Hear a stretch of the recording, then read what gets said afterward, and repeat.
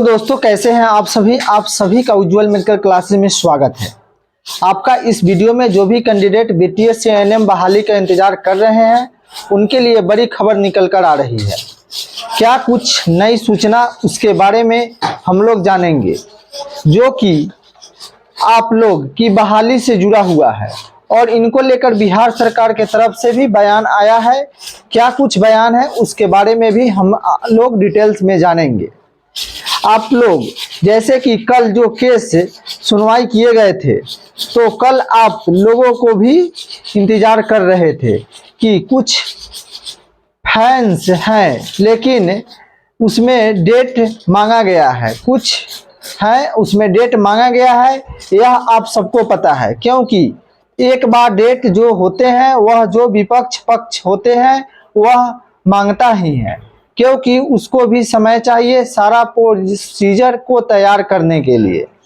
Supreme court bar बार date नहीं देते हैं और इन सारे को लेकर हम लोग और भी डिटेल्स बताएंगे कि काउंसलिंग का कुछ आपका डेट रहने वाला है और जिसका ज्वाइनिंग होंगे, क्योंकि जो भी कैंडिडेट 10,709 पद पे जो हैं उन इसमें ऐसा नहीं है कि सबका ज्वाइनिंग हो जाएगा। कैंडिडेट तो उतना ही होंगे, लेकिन किसका होंगे जो कि क्वालिफाई वाले हैं या जो 32,000 जो एएनएम बहने इंतजार कर रहे हैं काउंसलिंग का कि हमारा काउंसलिंग करवाया जाए, उनका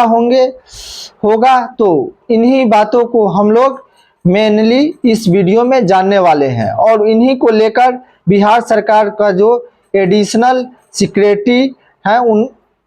उनके द्वारा बयान आया है। क्या कुछ उनके द्वारा कहे गए हैं उन पर भी हम लोग चर्चा करेंगे और साथ ही आप लोगों को कल से केस में क्या हुआ वो भी हम आप सबों को बताएंगे, लोग को बताएंगे। क्लियर नहीं हुआ है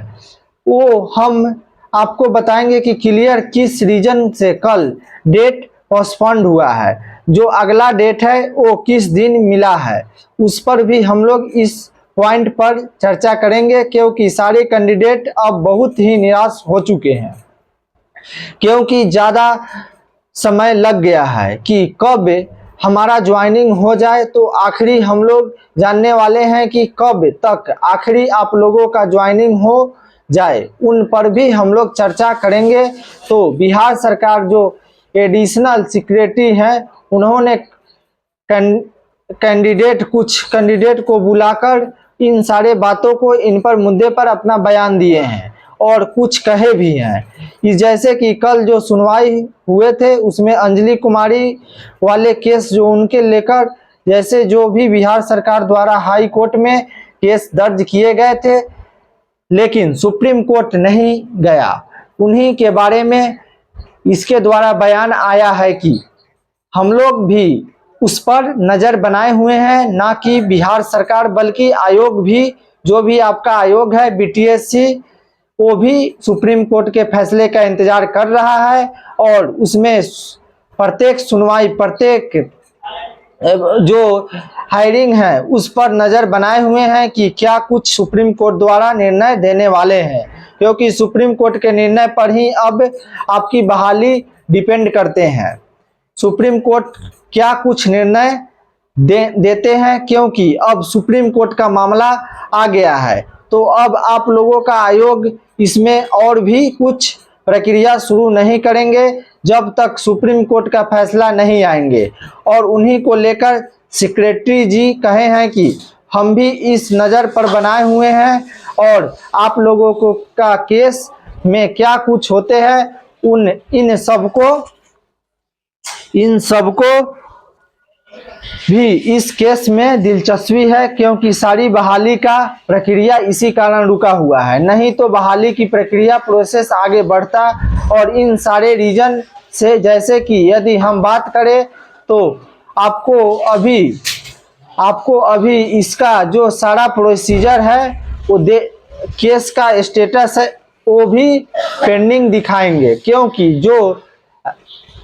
हायरिंग डेट है वो अभी लिस्टिंग नहीं किया गया है। जो कल की सुनवाई थे वो नहीं हुए हैं, क्योंकि इसमें डेट मांगा गया है कुछ दिन और डेट मांगा गया है। एक सप्ताह मेनली एक सप्ताह का डेट दिया जाता है, उसके बाद ही आप लोगों को उस जो इसका हेयरिंग है वो देखने को मिलेंगे और सुप्रीम कोर्ट में बहुत ज़्यादा सुनवाई होंगे। नहीं, जल्द ही आप लोगों को इसकी सुनवाई होकर फाइनली सुनवाई जो होते हैं वह देखने को मिलेंगे, क्योंकि आप लोगों ने पटना हाई कोर्ट की सुनवाई चल रहे थे तो उसमें बहुत इंतज़ार किए थे और सुप्रीम कोर्ट में उतना आप लोगों का समय नहीं लिया जाएगा, क्योंकि सुप्रीम कोर्ट में और भी बहुत सारे केसेज होते हैं और उसमें बार बार उसमें डेट मांग भी नहीं सकते हैं, क्योंकि उस सुप्रीम कोर्ट का डेट जो मिलता है वह बहुत ही मुश्किल से मिलते हैं, क्योंकि ऑल ओवर इंडिया का वहाँ केस रहते हैं। जैसे तो नहीं, ऐसा तो नहीं कि हाई कोर्ट है, हाई कोर्ट में कुछ केस रहते हैं, एक स्टेट का ही केस रहते हैं, लेकिन वहाँ सुप्रीम कोर्ट में बहुत सारे केसेज होते हैं, इसलिए वहाँ पे बहुत जल्द आप लोगों को डेट मिलेगा। नहीं कि आप लोगों का मतलब समय चाहिए डॉक्यूमेंट्स जुटाने के लिए और प्रोसीजर के लिए एक बार डेट बता रहा है वो मिल चुका, अभी तक नहीं मिला है, फिर भी दोबारा आपको नेक्स्ट हायरिंग होंगे उसमें सुनवाई देखने को मिलेंगे कि क्या कुछ इसमें थोड़ी देर पर बहस तो ज़रूर चलेंगे और उसके दौरान क्या कुछ निर्णय निकल कर आएंगे वह भी आप सबको पता चल जाएगा। इसकी जानकारी भी हम आपको फ़िलहाल जो डेट है हायरिंग का वो नहीं दिया गया है, यहाँ पे आप लोग देख सकते हैं, जो कि पहले का ही जो डेट है वो ही दिया गया है, 27 तारीख का है। जो भी आपका आएगा डेट वो हम आपको बताएंगे, आप लोग इंतज़ार कीजिए। अगर आप लोग अभी तक मेरे चैनल को सब्सक्राइब अगर नहीं किए होंगे तो मेरे चैनल को सब्सक्राइब कर दीजिएगा।